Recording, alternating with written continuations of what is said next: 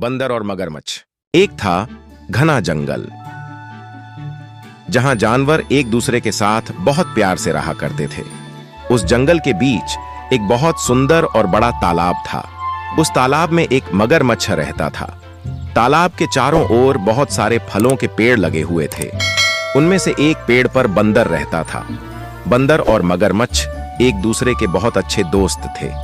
बंदर पेड़ से मीठे और स्वादिष्ट फल खाता था और साथ ही अपने दोस्त मगर को भी देता था। बंदर अपने दोस्त मगर का खास ख्याल रखता और मगर भी उसे अपनी पीठ पर बैठाकर पूरे तालाब में घुमाता था। दिन निकलते गए और दोनों की दोस्ती गहरी होती गई। बंदर जो फल मगरमच्छ को देता था, मगरमच्छ उनमें से कुछ फल अपनी पत्नी को भी खिलाता था। बहुत दिनों के बाद एक बार मगर की पत्नी ने कहा कि बंदर तो हमेशा ही स्वादिष्ट फल खाता रहता है, जरा सोचो उसका कलेजा कितना स्वादिष्ट होगा। वह मगर से जिद करने लगी कि उसे बंदर का कलेजा खाना है। मगर ने उसे समझाने की कोशिश की, लेकिन उसने नहीं माना और वो मगर से रूठ गई। अब मगर को न चाहते हुए भी हां बोलना पड़ा। उसने कहा कि वो दूसरे दिन बंदर को अपनी गुफा में लेकर आ जाएगा, तब उसका कलेजा निकालकर खा लेना। इसके बाद मगर की पत्नी मान गई। हर दिन की तरह स्वादिष्ट फलों के साथ बंदर मगर का इंतजार करने लगा। कुछ ही देर में मगर भी आ गया और दोनों ने मिलकर फल खाए। मगरमच्छ बोला कि दोस्त, आज तुम्हारी भाभी तुमसे मिलना चाहती है। चलो, तालाब की दूसरी ओर मेरा घर है, आज वहां चलते हैं। बंदर झट से मान गया और उछलकर मगर की पीठ पर बैठ गया। मगर उसे लेकर अपनी गुफा की ओर बढ़ने लगा।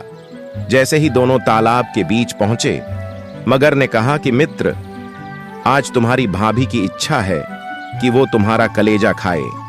ऐसा कहकर उसने पूरी बात बताई।